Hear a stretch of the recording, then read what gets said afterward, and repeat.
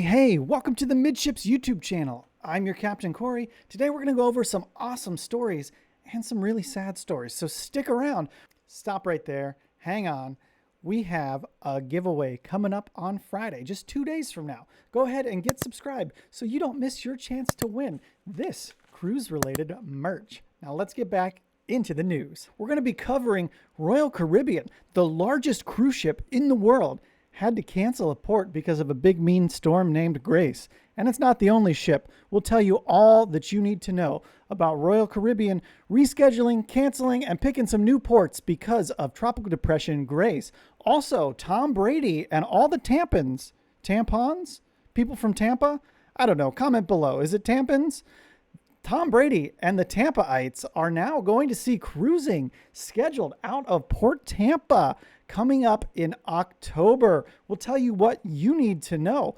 Also, Carnival Cruise Line passengers have some beef with the new protocols. We'll cover that really quickly. And your cousin from Boston can soon, this weekend, be cruising out of their home port.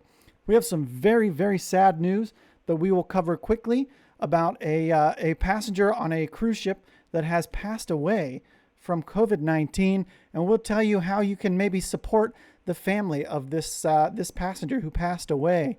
Also, yesterday, we sort of hit on NCL. We sort of hit a little hard, but you know what? Sometimes you got to put people in their place when you don't like what's going on. But today, we have a nice, happy, good feeling story coming out of NCL Cruise Line, so we'll cover that. And we will close down today's episode talking about Sir Richard Branson, the newly minted astronaut, and his cruise line, Virgin Voyages. And we're going to show you a little review from a cruise critic that was aboard the Scarlet Lady. But first and foremost, let's check out the MSC Divina cruise countdown for Midships. We will be sailing September 30th on the Divina out of Port Canaveral, Florida.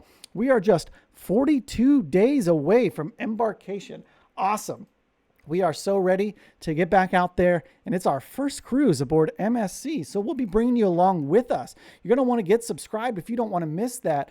Also, giveaway. The giveaway will be announced Friday, 2 days from now. So you need to be subscribed so you don't miss out your chance to win one of our weekly giveaways to celebrate the MSC Divina cruise. Now, let's hop into the news.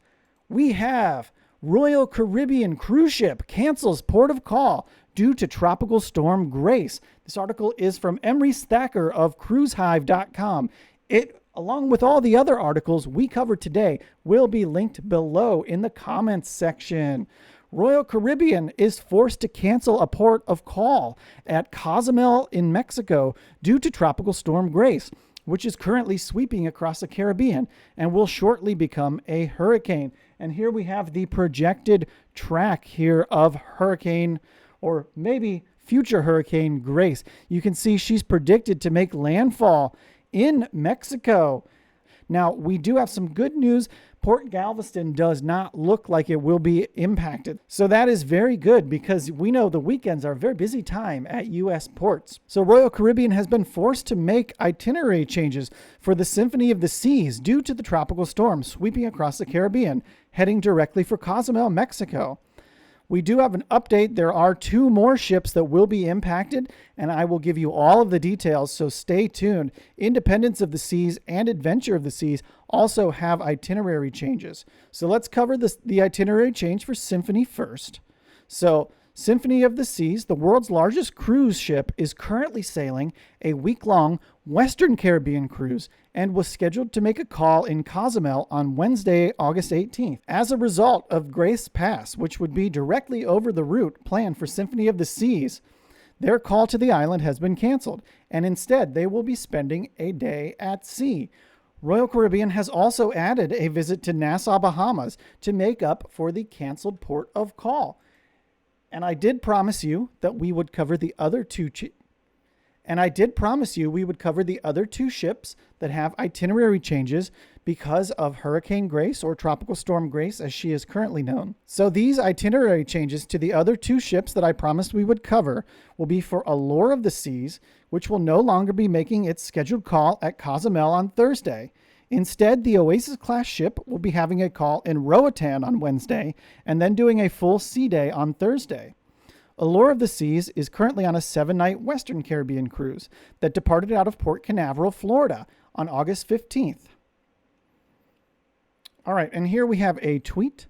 An update for Royal Caribbean guests on Adventure of the Seas / Allure of the Seas. For AD, Wednesday now is a sea day. Thursday is Coco Cay.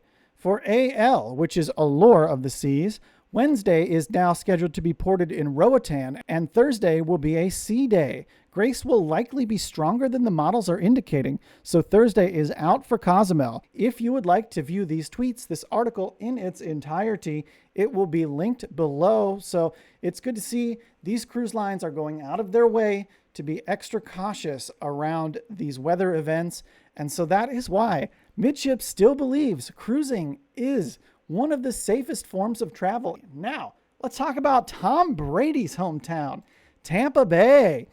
In an article from the Tampa Bay Times, Port Tampa Bay, cruises could return to Tampa by October. Article is written by Jay Cridlin. After an absence of more than 18 months, Port Tampa Bay officials are preparing for cruise ships to return to Tampa this fall. And we have a quote from Wade Elliott, Port Tampa's Vice President of Business Development. He says, "We are encouraged to see the cruise industry slowly starting back up across the country. We anticipate that we will begin to see regular sailings from Port Tampa starting again in mid-October, and we are excited about that." Now let's talk about these sailings because it's going to be Royal Caribbean leading the charge out of Tampa. That's right, they have a 5-nighter leaving to the Bahamas on October 16th and a 4-nighter going to Cozumel, Mexico on October 21st. So that is your update. Port Tampa coming back online in the middle of October.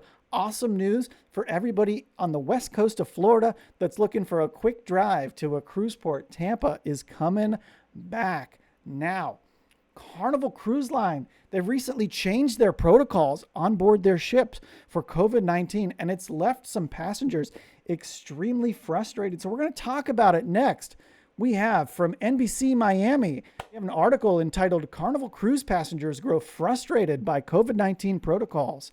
This article was published August 17th by Julie Leonardi. Let's get down into the article. Passengers returning from a Carnival cruise are frustrated by COVID protocols that they said they were unaware of prior to boarding. The passengers say it's a tough lesson they learned themselves and want to make sure others know what to expect before setting sail. NBC6 spoke with some passengers who were all vaccinated but traveled with children under 12 who were not vaccinated. They said they did not expect the trip to be so strict, and they wish they had taken a closer look at the policies before heading on their cruise. We have a quote from a passenger. "There was nothing for the kids to do at all besides use the pool." So this is something to note, right? On these cruises that are leaving with mixed vaccinated and unvaccinated passengers, there's areas that are completely closed down and off limits to the unvaccinated passengers. And that can include things like specialty dining, casinos, certain bars or restaurants, the kids club, the arcade. We've got things that you need to know this before you go. If you are going on a cruise in this era of COVID, you need to check before embarkation. You need to check every week, honestly, before embarkation to see if any new protocols have come up for your cruise line. Again, a resource like this Midships YouTube channel would be a great one to subscribe to because we are going to bring you these new protocols as we learn about them. So get subscribed if you never want to miss something like this, which could be a big gotcha on your cruise vacation. I know a lot of people on Carnival that have canceled in the past week or two as a result of these protocols and as a result of some of the new vaccination requirements and recommendations that have come out recently from the CDC. So you don't want to miss this. Let's hop back into the article though. This passenger said he did not know there would be restrictions for kids to leave the ship. He said upon arrival, he learned anyone not vaccinated, even children under 12, had to adhere to specific guidelines. If I knew my kids couldn't get off the ship, I would have planned it differently. We have another quote. This information has also been posted on our website. This is Carnival Cruise Line spokesperson giving the quote. And this information is communicated to guests via a series of emails after the booking is made, leading up to their departure. So we are kind of seeing some lessons learned, and we have some kind of growing pains. Again, these are new times in cruising, new protocols. We have to react quickly to the changing environment that is cruising during COVID-19.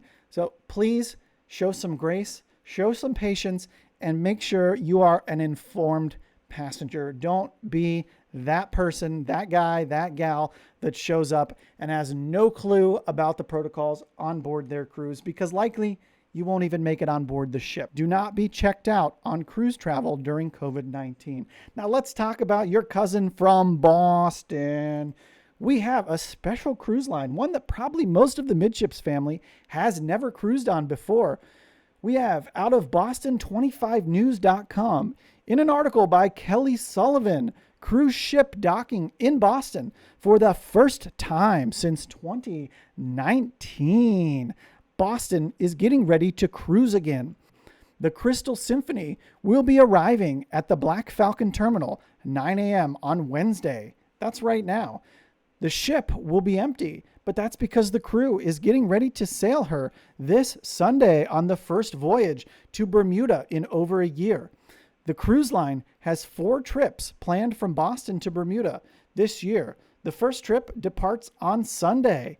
All passengers and crew aboard this Crystal Cruises Symphony ship will be fully vaccinated. City and state health officials have also signed off on the voyage. So very good news coming out of Boston. They are back on the seas, baby, and you could take a very unique and interesting cruise down to Bermuda. How many of you have actually sailed to Bermuda? It's kind of an obscure port to get to at times. So very cool. Again, these smaller ships, they offer some really unique port experiences that you're not finding on these large Oasis class or Mardi Gras size cruise ships. You're just not getting that. So very cool. Now, we need to talk about something sad, something very tragic.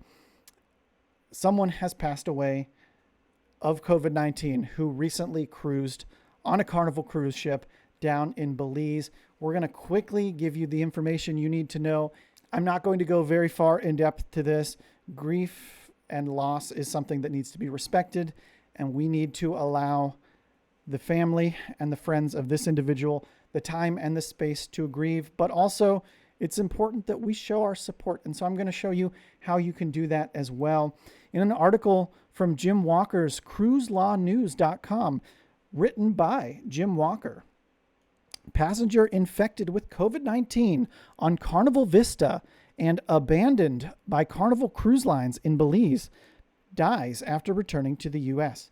And this is a photo of Marilyn Tackett. She is a retired school teacher. She was 77 years old, lived in Oklahoma. She sailed out of Port Galveston on the Carnival Vista on July 31st with her family, and she unfortunately contracted COVID or began showing COVID symptoms on board the ship, and the cruise line was forced to disembark her in Belize, and she had trouble getting back to the U.S., and unfortunately, when she did get back, she succumbed to her illness. Now, there is a GoFundMe page. I will leave a link to the page below in the description. The goal has not been met or even come close to being met for this beautiful lady. So go ahead, Midships family, show some support, because there are going to be so many costs this family has already incurred and will be incurring because of this. And it's important that as cruisers, as a community, we stick together. People are the most important thing in this world, and life matters and is important. Let's go ahead and show our love and support for a fellow cruiser and her family. Now, that's some really sad news. Midships sends our condolences to Marilyn's family and friends, and we would like to go ahead and shift the mood to something happy and something charitable that we should all be a part of, and that is Norwegian Cruise Lines. They are giving away cruises to 100 teachers across North America. They're giving away a 7-day cruise. Let's cover this. This is a very good, happy, heartwarming story to shift into. from newspressnow.com, written by Norwegian Cruise Line. Norwegian is awarding 100 teachers across North America with a free 7-day cruise to celebrate the educator's passion for bringing joy to the classroom. Tune in live on NCL Giving Joy livestream event.com on August 19th at 8 p.m. That's tomorrow night. So basically, you're going to go to NCL's Facebook page, and there will be a live event where prize winners are given. So if you want to know more about this, head over to nclgivingjoy.com, and you can watch live. Very cool stuff. I'm going to try to tune that in. Let's go ahead and turn over to Sir Richard Branson's cruise line, right? Do you all know the name of his cruise line? It's pretty new. It's called Virgin Voyages. They have one ship with one on the way. Their current ship, the Scarlet Lady, was supposed to be sailing out of Miami. However, due to the current pandemic, she is across the pond doing some voyages, and we've got some mixed opinions coming in on her from a cruise critic editor, Adam Coulter. He is just back from Virgin Voyages' new cruise ship, Scarlet Lady, and here are the hits and misses. He found the Feelin' Naughty wearable technology to be a hit. The Feelin' Naughty bracelet will act as your key card and your payment device, as well as some pretty good looking swag. Look at this thing. You got this awesome little paracord with an anchor hanging off the end. That's really cool. A great way to head into port day and not have to worry about your key card flinging around your neck in the wind. How many of you wear your key card on a lanyard? Comment below. I'm actually thinking about ordering some Midships lanyards to put in the Midships merch store. Would you purchase one of those? Interesting. Okay, now we're going to look at what the author thought was sort of a missed opportunity for Virgin Voyages, and that is in the form of communication from the captain, announcements or lack thereof. Apart from the first day, with the ship's captain encouraging us to go to our muster drills, there were 0 announcements. It struck me on day 3, when we would have liked to hear a few words from the captain as to where we were in the English Channel. Compared to most ships, it was a relief not to have the constant stream of announcements. So if you are a person who likes to be in the know, who likes to hear what's going on, where you're at, maybe you like to hear about the sale in the marketplace, you are not going to hear that. Let's look next at the dining options on board the Scarlet Lady. It sounds like we've got a hit here. The author has already written extensively about the food on board Scarlet Lady, but it does deserve another mention.